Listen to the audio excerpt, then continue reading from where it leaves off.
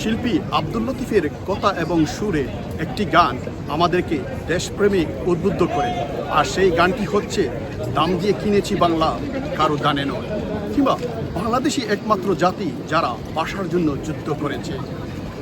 আর সেই বাংলাদেশকে বহির্বিশ্বের অন্যান্য দেশের মানুষকে কিভাবে চিনে। বার্মিংহাম বাংলা টিভি আজ মুখোমুখি হয়েছে কয়েকটি প্রশ্ন নিয়ে সাধারণ মানুষের কাছে। বাংলাদেশকে কিভাবে চিনেন?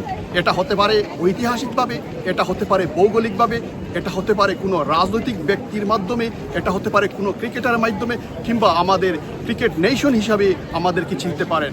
সেই সব স্বাধীন মতামত জানতে আমি বিভিন্ন দেশের মানুষের কাছে প্রশ্ন রেখেছিলাম, আপনারা বাংলাদেশকে কিভাবে চিনেন?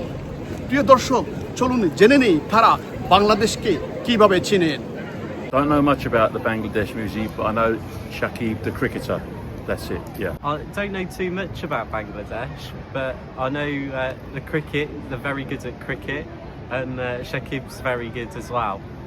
Bangladesh, I know it's a country neighboring to India. The people who live there are Bengali. And as far as I know, Shakim is a very famous cricket player there. And cricket is big in Bangladesh, that's what I know. I'm Bart from the Netherlands. Just got a nice question about Bangladesh. And I had a nice girl in my class, she was from Bangladesh. No, of course, very nice country. Cricket, they love it. Shakim Al Hassan, one of the most famous people. Very nice. Yeah, just because worked in Whitechapel and you've got massive Bangladeshi community, lots of Bangladeshi restaurants. Bangladesh को उतना नहीं जानता हूँ, लेकिन मैं सिर्फ जानता हूँ शकीब अल हुसैन की वजह से। সব কিছুকে চাপিয়ে সাকিবই হয়ে উঠেছেন বহির্বিশ্বে বাংলাদেশের ব্র্যান্ড অ্যাম্বাসেডর। অথচ এই সাকিব বর্তমানে নেই বাংলাদেশ ক্রিকেট দলে, নেই বাংলাদেশে।